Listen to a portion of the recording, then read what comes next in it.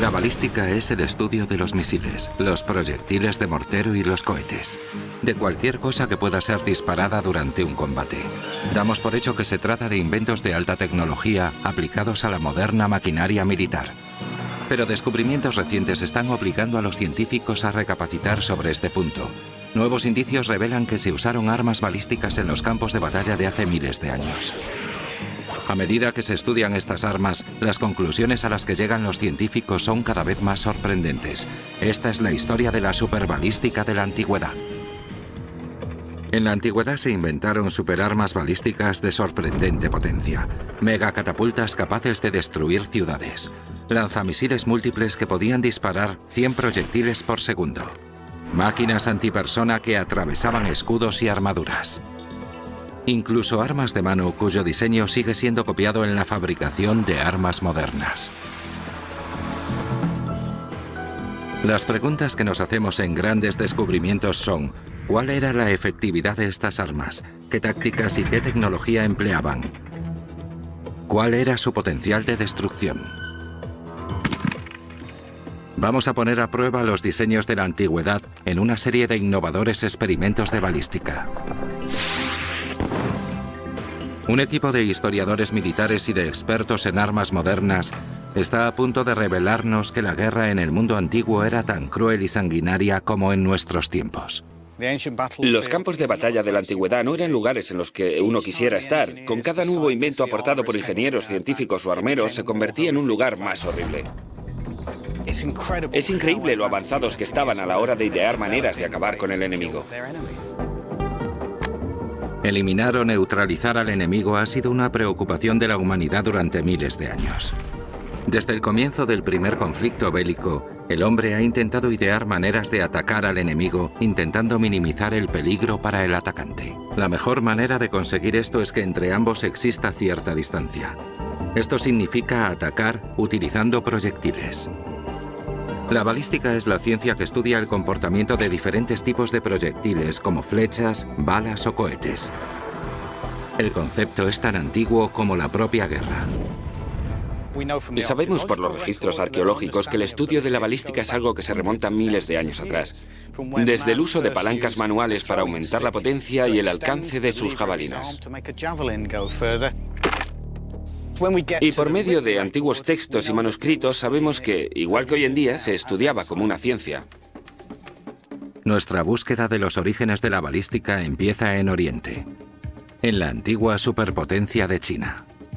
En el siglo V de nuestra era, hace más de 1500 años, China era indiscutiblemente la mayor potencia tecnológica del mundo antiguo. Durante más de 2000 años, sus ingenieros se situaron a la cabeza del desarrollo científico, creando inventos que continúan dando forma al mundo actual. Y probablemente ninguno de ellos haya tenido un mayor impacto que los utilizados en el arte de la guerra. Los inventores de material bélico chinos tenían muy presente la guerra psicológica. Aplicar al campo de batalla los avances tecnológicos surgidos de su propia revolución industrial para garantizarles la supremacía sobre los llamados pueblos bárbaros.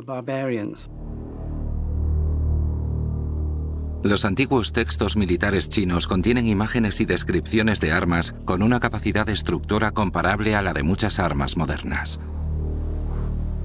La ballesta triple, desarrollada durante la dinastía Song, era un arma de asedio de unos 7,5 metros que usaba 3 arcos para una mayor potencia y poder así lanzar misiles con punta metálica a 1 milla de distancia.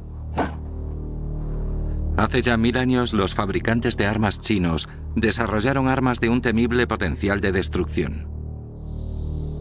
Las llamas de este antiguo modelo de lanzallamas podían alcanzar objetos situados a 9 metros de distancia. La acción de bombeo inyectaba un líquido similar a la actual gasolina en el tubo. El movimiento de retroceso lanzaba el líquido hacia el enemigo a una temperatura de 900 grados. Se tiene constancia de su uso en la batalla naval del río Yangtze, donde las fuerzas del Imperio Tang del Sur los utilizaron contra la marina del emperador Song en el año 975 de nuestra era. El lanzallamas es, desde un punto de vista psicológico, una de las armas más crueles y aterradoras, y tiene además un enorme potencial destructor. Uno puede oír los gritos de los soldados al ser consumidos por las llamas, un arma devastadora. Pero hasta esta letal arma tenía un alcance limitado. No fue hasta el siglo IX cuando los chinos dieron con el invento que hizo posible la creación de armas de largo alcance. Es el descubrimiento que más ha contribuido a reescribir la historia: la pólvora. Se cree que la invención de la pólvora se remonta a mediados del siglo IX. Se usó inicialmente para la fabricación de fuegos artificiales, pero rápidamente los ingenieros militares se dieron cuenta de su potencial para el arte de la guerra. El uso de la pólvora como propulsor para lanzar misiles a través del campo de batalla cambió la historia de las guerras e introdujo un tipo de arma que de manera equivocada asociamos a los tiempos modernos: el cohete. Los chinos no solo inventaron la pólvora. A principios del siglo XI se dieron cuenta de que, variando las proporciones de los diferentes ingredientes que la formaban, podían producir una pólvora especial que prendía lentamente y de manera uniforme: la pólvora usada en cohetes. Pero aún quedaba mucho trabajo por hacer. Sin una manera de guiar el cohete, este saldría despedido como cuando soltamos un globo inflado sin anudar. Para poder dirigir el cohete hacia el enemigo, los ingenieros chinos empezaron a estudiar las leyes de la balística. Para ello volvieron sus miradas hacia el misil que habían estado empleando durante varios siglos: la flecha.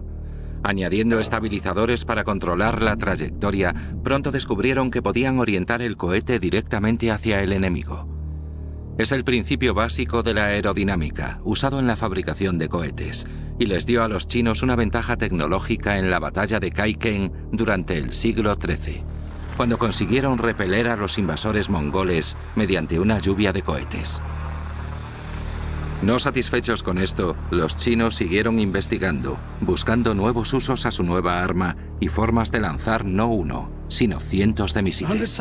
El lanzacohetes de 100 objetivos era una pieza muy sofisticada e ingeniosa para la época. Era básicamente un cajón lanzacohetes montado sobre una carretilla de una sola rueda, como las usadas durante siglos por los agricultores chinos. Todos los cohetes eran lanzados con una sola mecha. Para conseguir una mayor dispersión de los proyectiles, el lanzacohetes era más ancho en la boca y más estrecho en la base. Así, en cuanto se disparaba el lanzador, los proyectiles se dispersaban por todo el campo de batalla. Esto lo convirtió en arma con un fuerte componente psicológico, ya que era imposible predecir de dónde podía venir el siguiente ataque. 100 cohetes disparados al unísono cubriendo un área bastante grande. Todo ello rodeado de una nube de fuego y humo que impedía al enemigo el cálculo de la trayectoria de los proyectiles y saber si se encontraba dentro de la zona de alcance del lanzacohetes. El silbido de miles de cohetes lanzados simultáneamente tenía sobre el enemigo unos efectos psicológicos similares a los causados por las modernas baterías lanzamisiles.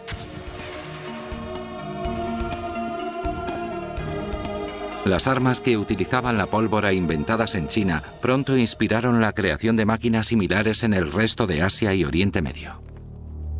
En el Museo de la Guerra de Seúl, la moderna capital de Corea del Sur, encontramos evidencias de la fabricación de un lanzacohetes en el año 1400, 5 siglos antes de la aparición de las modernas baterías lanzamisiles usadas por las Fuerzas Armadas de nuestros tiempos.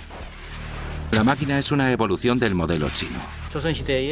Los científicos coreanos desarrollaron el lanzacohetes Hwacha, un arma antipersona capaz de disparar 100 cohetes a la vez. El lanzacohetes Hwacha fue ampliamente utilizado durante la invasión japonesa de Corea en el siglo XVI. Se sabe que en una de las batallas un contingente formado por 3.000 tropas coreanas consiguió repeler el ataque de más de 40.000 soldados japoneses con la ayuda de 40 de estos lanzacohetes. Para maximizar el alcance y su poder destructivo, los artilleros disparaban el Hwacha con una inclinación de 45 grados, lo que daba al lanzacohetes un alcance de 140 metros. Puedes imaginar varios miles de flechas de fuego cayendo sobre las apretadas filas de infantería, provocando una auténtica carnicería. Pero serían los brillantes ingenieros militares chinos los que darían otra vuelta de tuerca al arte de fabricar armas basadas en cohetes. En el Museo Militar de Beijing encontramos las pruebas de que los altos mandos militares chinos utilizaron ligeros lanzacohetes de mano. Descubrir que desarrollaron un lanzacohetes que podía ser usado con una sola mano es algo realmente sorprendente. Es una especie de bazuca o lanzagranadas primitivo. Puede que no tan preciso como la versión moderna, pero seguramente aterrador en aquellos tiempos. Por primera vez en 500 años, el equipo de grandes descubrimientos probará este mortífero invento. Parte 2. Los expertos en balística de la antigua China crearon un abanico de misiles balísticos impulsados por cohetes que causaron pavor entre las filas de soldados enemigos. Desde misiles de un solo objetivo al equivalente a los modernos lanzamisiles, en los campos de batalla de China se podía asistir a una continua demostración de alta tecnología. Cuando ves una flecha en llamas dirigiéndose hacia ti que explota al golpear contra algo, te quedas totalmente paralizado, en estado de shock. Es algo que jamás has visto antes y su efecto es devastador. Seguramente cada nueva incorporación al arsenal chino tuvo el mismo efecto en el enemigo. Pero en su intento por producir artillería pesada, los ingenieros chinos recurrieron a un principio diferente, el de la palanca. En documentos antiguos podemos encontrar los bocetos de una misteriosa máquina. En el Museo Militar Nacional de Beijing, los historiadores militares han recreado este diseño.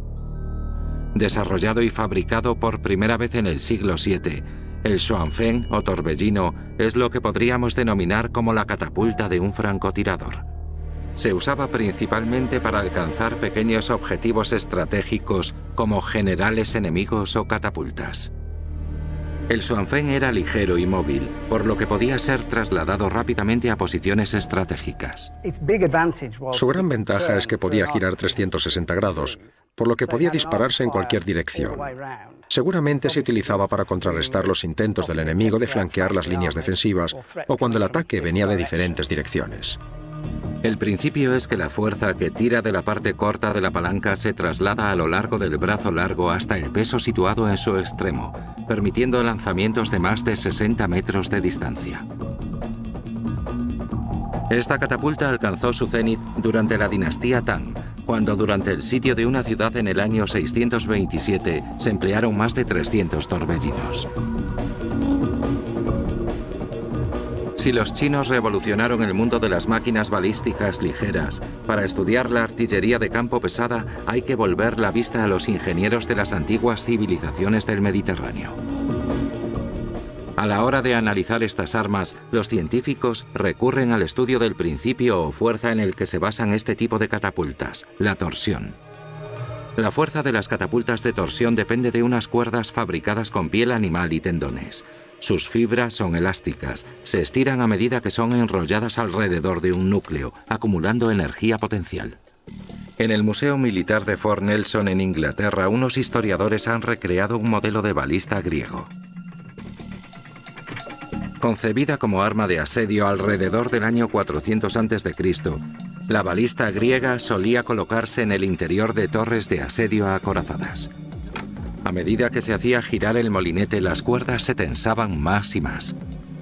La enorme energía acumulada en las fibras era controlada por unas piezas dentadas que impedían que se disparara la balista a cada giro del molinete.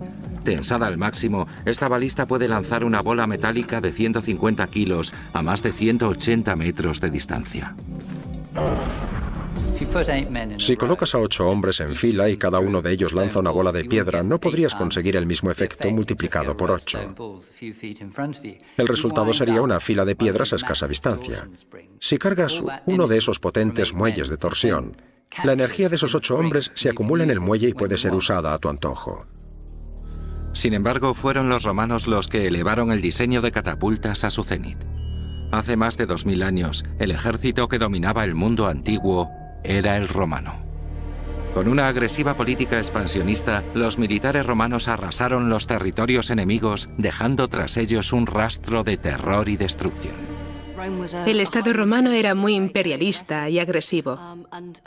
Uno de sus ideales era el de ampliar sus fronteras como mecanismo de defensa, lo que implicaba el situar las fronteras del imperio tan lejos de Roma como fuera posible. El dinero no era un obstáculo a la hora de desarrollar o mejorar estas armas de destrucción. Los romanos gastaban el equivalente a miles de millones de dólares en equipar a su ejército. Se ha calculado que alrededor del 50% del presupuesto anual del imperio era destinado al ejército. Y la pieza más preciada de la artillería romana era una catapulta llamada onagro. Descrita por primera vez por Ammianus Marcellinus en el año 359 de nuestra era, su función era la de perforar murallas y provocar el caos en las filas del enemigo. El onagro es una versión más sencilla de máquinas que hemos empleado anteriormente, pero no por ello menos efectiva. Onagro significa asno salvaje, pues el mecanismo de disparo y la potencia liberada recuerdan a una coz de este animal. La genialidad del onagro radicaba en la simplicidad de su diseño. La balista griega tenía 2 manivelas o molinetes, uno a cada lado del canal de lanzamiento. Alguna de las dos podía fallar. Ya que el motor de la torsión es la parte fundamental de la balista, ambos lados debían mantenerse en perfecto estado. Hicieron un truco ingenioso. Giraron uno de los lados de la catapulta, por lo que, por decirlo de alguna manera, el muelle era ahora horizontal. Girando la mitad de una balista, solo debían construir, mantener y defender un motor de torsión. Esto supuso un ahorro de dinero y de mano de obra que podía ser destinado a otros fines. El onagro se convirtió en el caballo de batalla de la artillería del ejército romano, un equivalente a lo que hoy sería el cañón howitzer.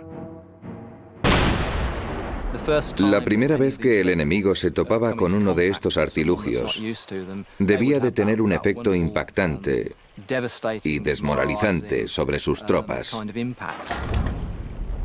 Este tipo de armas, como el onagro, son el equivalente de la antigüedad a los misiles balísticos modernos. Te permiten combatir a gran distancia, lo que repercute en la seguridad de tu propio ejército. Como parte de su trabajo de investigación de la balística de la antigüedad, la doctora Kate Gilliver ha construido una réplica de un onagro romano. Tengo un fantástico modelo a escala de un onagro romano, construida con precisión siguiendo las descripciones que nos han llegado desde el mundo romano.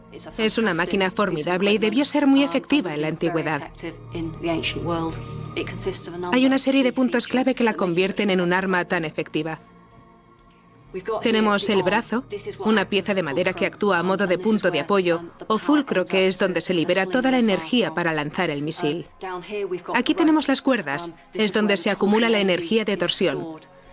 Las cuerdas se retuercen progresivamente a medida que tiramos del brazo, incrementando enormemente la energía.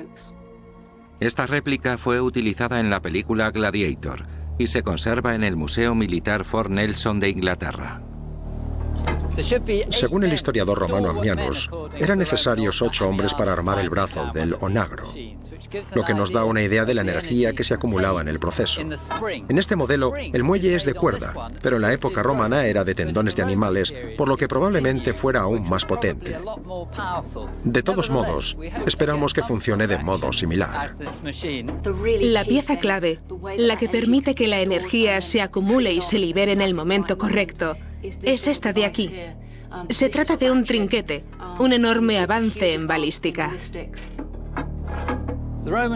El onagro romano disparaba bolas de piedra similares a esta, muy efectivas a la hora de ir debilitando las murallas y mantenerlas limpias de soldados que las defendieran.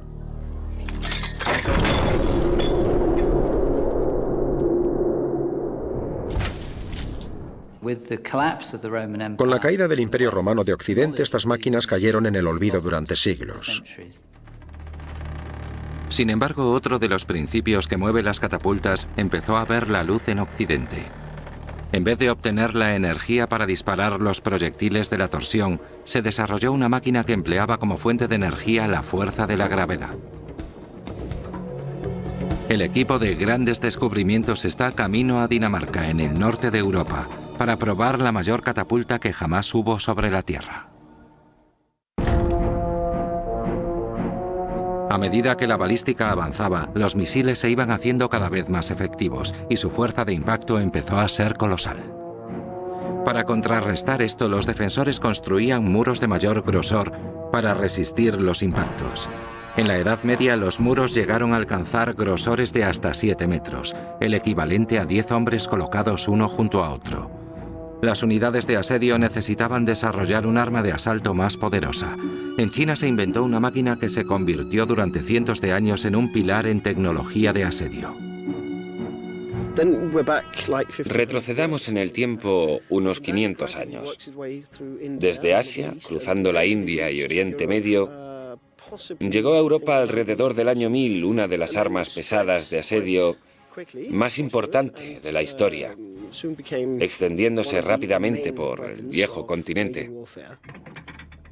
El trabuquete era capaz de lanzar un peso equivalente a un coche moderno a más de medio kilómetro de distancia, un arma devastadora. En Dinamarca, el doctor Peter Bemming ha construido una réplica de un trabuquete y está investigando la potencia de la máquina. Tenemos abundante información sobre esta máquina y existen pruebas documentadas sobre su funcionamiento. El trabuquete se encuentra a orillas de la isla Falster. Aquí un equipo de arqueólogos ha construido una réplica de una ciudad medieval con sus viviendas y su puerto. Pero en las riberas del río yace un artefacto que sería reconocido por generales y capitanes de artillería durante más de 1000 años. Una catapulta de ataque de casi 8 metros de altura, un trabuquete o tripantum. El tripantum es una mejora de las catapultas de torsión tradicionales, ya que incrementa su alcance, es más potente y está dotada de más elementos ajustables que aumentan notablemente su precisión. La caja, cargada con 1800 kilos de piedras, está adosada a uno de los extremos de una palanca. Mediante la fuerza humana se hace girar la rueda que hace que la cuerda se enrolle en la barra. Esto hace que el enorme brazo lanzador descienda. El misil de 18 kilos se carga sobre una eslinga que descansa sobre una canaleta. La energía acumulada ahora en el sistema es de 3000 kilojulios. La máquina está lista para disparar. Peter puede probar ahora la precisión del aparato y la potencia que puede desarrollar. Ha situado un blanco en el río. Utiliza un radar de tráfico para determinar la velocidad del proyectil al salir despedido. El contrapeso cae pesadamente, haciendo que el brazo se dispare con una potencia increíble y sacuda la eslinga a modo de látigo, lanzando la bola por los aires. El misil cae a algo menos de 1 metro del objetivo. Pero, ¿a qué velocidad salió despedido? 62, eso es muy rápido. Una bola de 18 kilos viajando a 62 kilómetros por hora produce una energía de casi 3 megajulios, superando la potencia de muchos cañones de pólvora. Es en realidad el principio del látigo. Una tecnología muy simple, pero muy precisa. El continuo impacto de proyectiles de este tipo podría haber reducido los muros más gruesos a simples escombros. El trabuquete era un arma de múltiples usos. Podía lanzar cualquier cosa que el ejército atacante se propusiera. Hay gente que ha fabricado aparatos capaces de lanzar coches, pianos y otras cosas, por lo que se pueden usar objetos de un peso considerable. Existen documentos escritos que hablan de que frecuentemente se lanzaban caballos muertos y un caballo también pesa bastante. En la antigüedad, pese a que los muros de los castillos eran de piedra, muchos de los edificios y construcciones del interior eran de madera. La madera era un recurso más barato y accesible, pero mucho más vulnerable al ataque con fuego. Si el ejército atacante era capaz de superar los muros y prender fuego al interior del castillo, la pérdida de vidas humanas y de capacidad de defensa del asediado sería dramática. El fuego es devastador. Si alcanzas la madera o a las personas, es un arma terrible. Se diseñó un misil balístico con ese fin y se disparaba usando el trabuquete.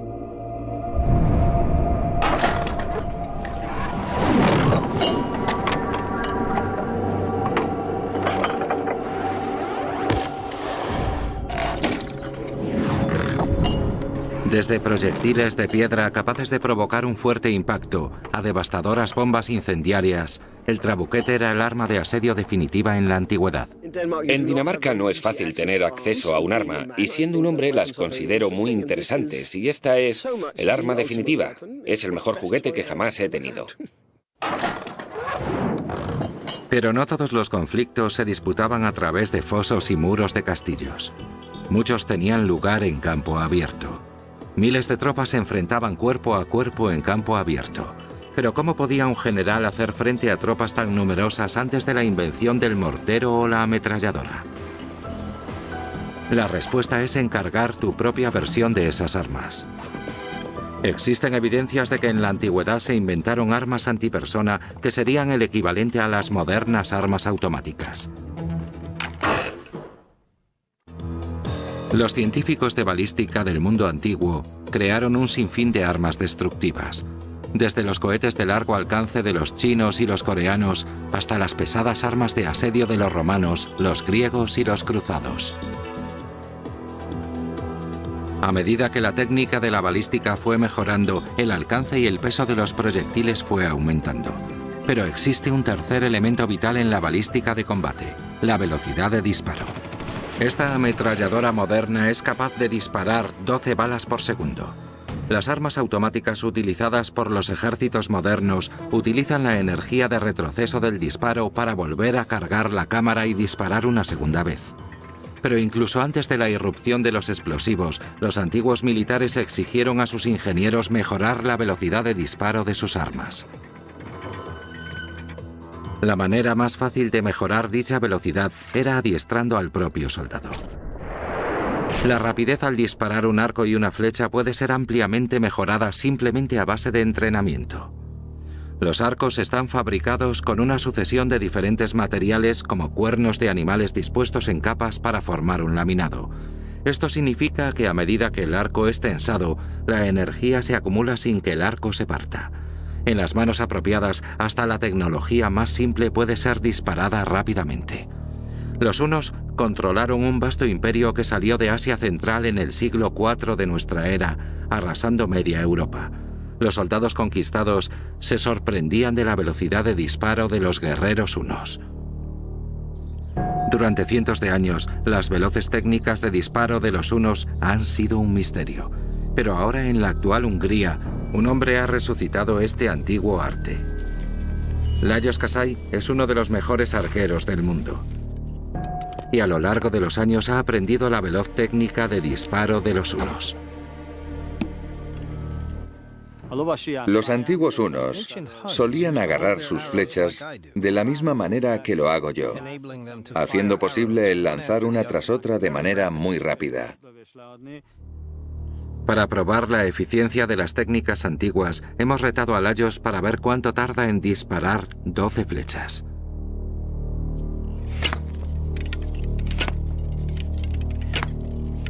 Lajos es capaz de alcanzar todos y cada uno de los objetivos móviles. Y lo hace a una velocidad de disparo asombrosa.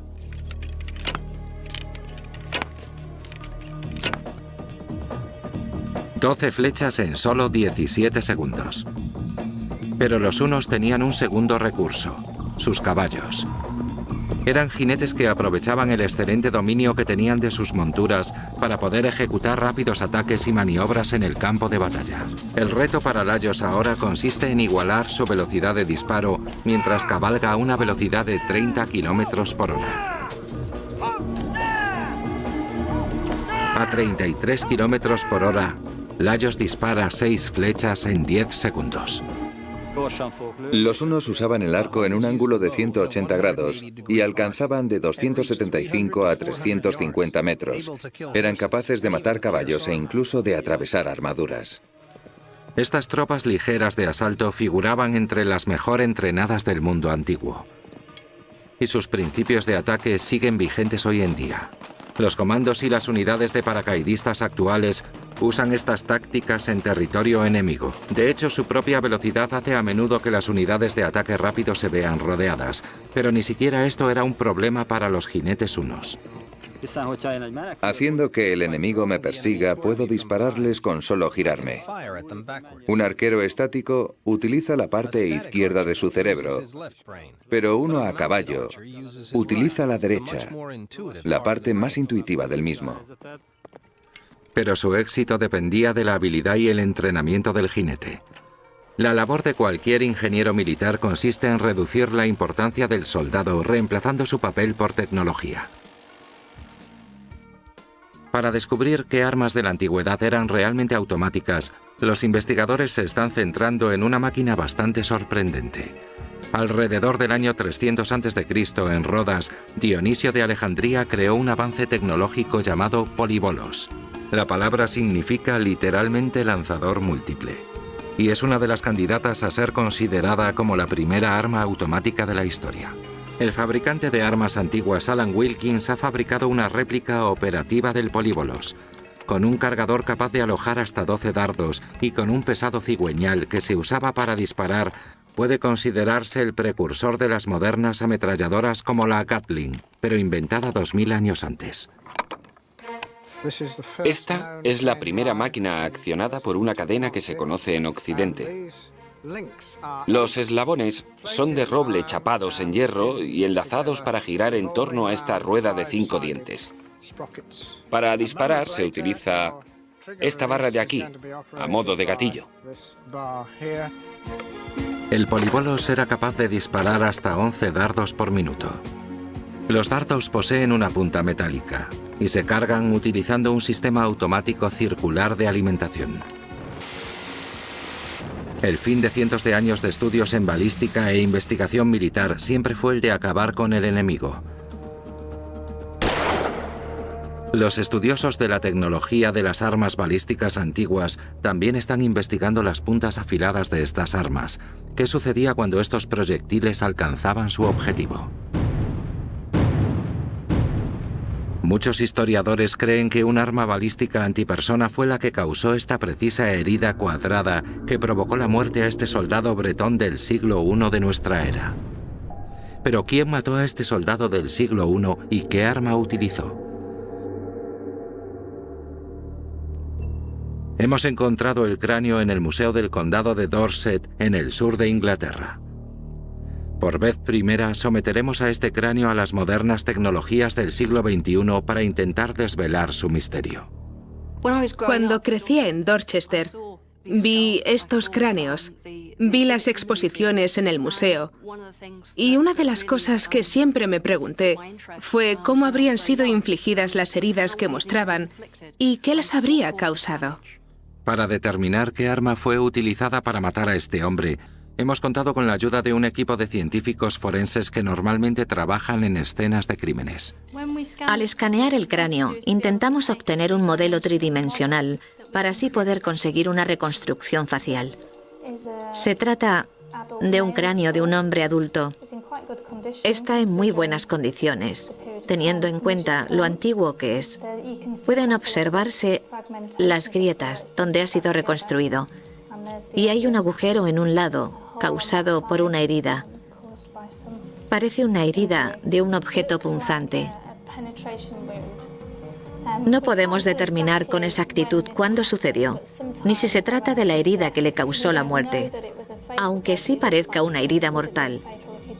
Lo que puede deducirse es que no se trata de una herida post-mortem. Las evidencias forenses parecen sugerir que la herida fue causada por un arma balística romana. Esto es la punta de un dardo romano de hace 2000 años. Obsérvese que concuerda con el tipo de herida que presenta el cráneo, por lo que podría tratarse del arma causante de la herida. La pregunta que siguen formulándose los científicos es qué tipo de arma disparó el proyectil. La única explicación a una herida como esta es la de un dardo lanzado por una catapulta romana. Los fabricantes de armas antiguas Alan Wilkins y Tom Philly han creado armas basándose en dibujos de la época. Esta es la catapulta estándar para lanzar dardos, utilizada durante el mandato de Julio César, cuando tuvo lugar la invasión de Britania. Esta arma era conocida con el nombre de Cheiro balista y es el máximo exponente de la tecnología balística romana. Es pequeña y de gran maniobrabilidad y obtiene su potencia de la energía de torsión. Es tan potente que necesitas un torno para armarla. Para cargar esta máquina calculamos que se necesita una fuerza equivalente a 1 tonelada. Es como un arquero robotizado. Este gatillo metálico es el equivalente a los dedos del arquero que sujetan y tiran de la cuerda del arco. Después apoyaremos el proyectil entre los 2 dedos antes de soltar el gatillo. Propusimos al equipo que disparara a un cráneo de un animal. Si eran capaces de apuntar la máquina, podíamos obtener un agujero similar al que presenta el cráneo que estamos estudiando. Esto probaría la teoría de la doctora Gilliver. La réplica que estamos utilizando usa flechas de 90 centímetros con una punta metálica, las preferidas por los generales romanos.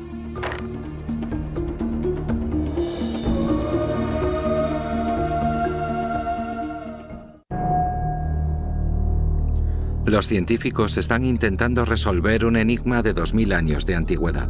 El análisis de este cráneo reveló que tenía una misteriosa herida mortal. Se cree que se trata de un soldado bretón muerto probablemente durante el asedio romano del castillo de Maiden, en Dorset, Inglaterra, durante el siglo I.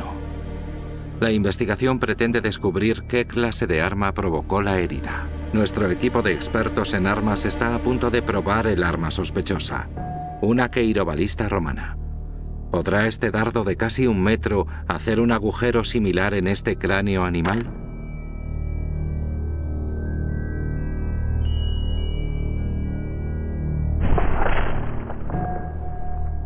El dardo destroza el cráneo. Esto arroja dudas sobre la posibilidad de que la herida del cráneo del Museo de Dorset fuera provocada por una queirobalista. Los resultados del escáner láser realizado por la doctora Caroline Wilkinson aportan nuevas teorías sobre el tipo de arma utilizado. El análisis revela que el agujero de la herida presenta un ligero ángulo de inclinación hacia arriba. El dardo lanzado por la catapulta debería haber atravesado la cabeza del soldado desde abajo, pero la trayectoria de la queirobalista no concuerda. Un dardo hubiera seguido una trayectoria descendente, no ascendente. La queirobalista se cae pues de la lista de armas sospechosas. Un arma habitual portada por las tropas de infantería romana era el pilum, una especie de pesada jabalina. Estas son armas de muy corto alcance usadas en los combates cuerpo a cuerpo contra enemigos acorazados. Penetraban armaduras. Este peso de casi 18 kilogramos se lanzaba en esta postura, a casi 5 metros, directamente al enemigo. Probamos el pilum. Si el agujero concuerda con el que produciría un pilum, el equipo estará más cerca de determinar qué arma fue utilizada para disparar al desafortunado soldado.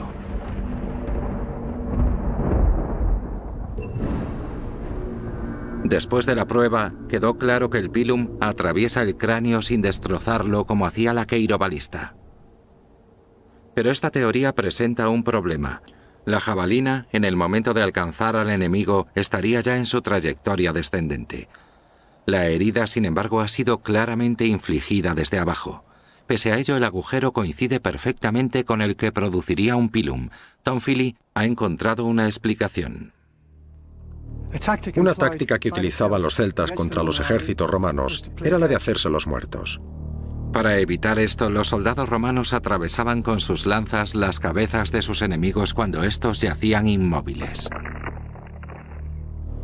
En este caso, habría provocado esta perforación cuadrada en el cráneo, atravesando el cerebro, una herida mortal.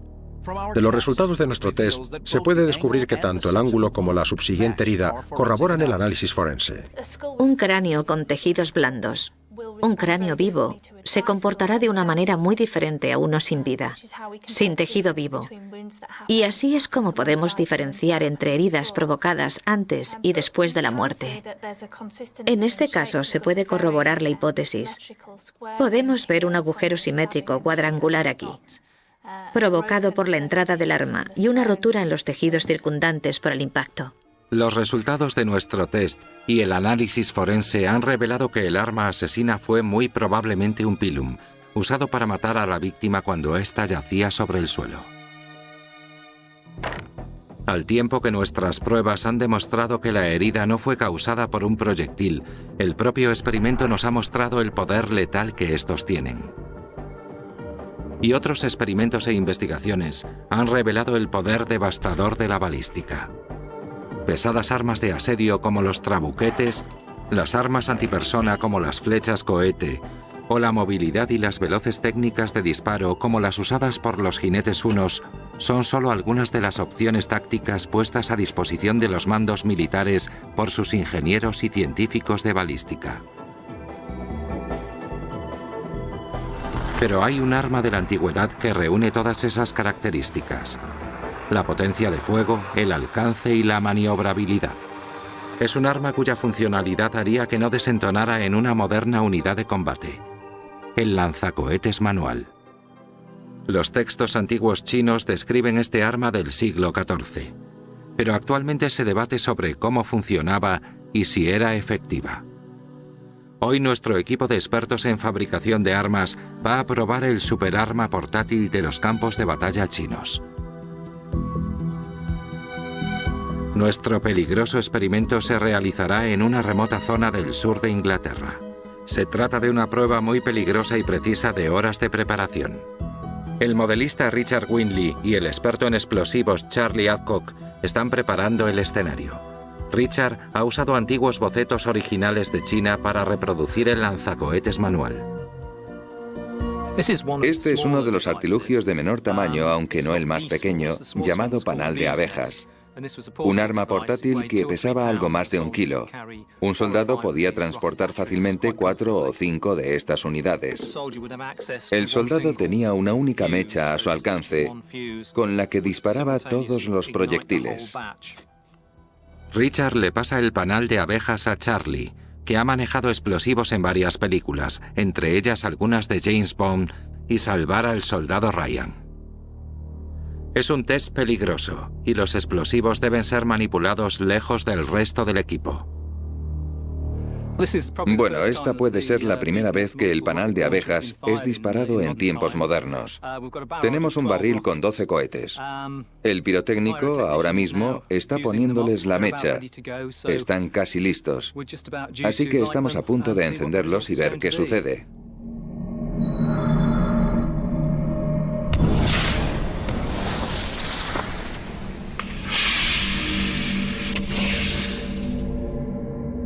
Grabamos a cámara superlenta a 10.000 fotogramas por segundo. 2.000 veces más lento que la vida real. Tras encender la mecha, una multitud de cohetes sale del arma en todas direcciones entre una nube de humo y fuego. En menos de un segundo los 4 cohetes se dispersan a más de 120 metros de distancia.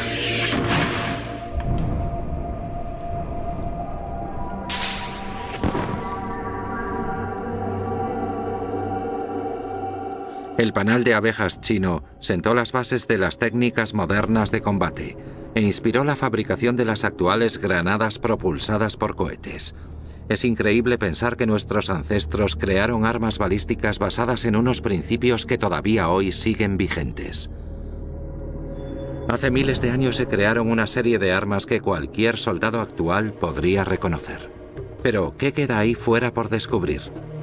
Hallazgos que harían que nuestra concepción sobre el mundo antiguo diera un vuelco. ¿Nos veremos obligados a reescribir los libros de historia?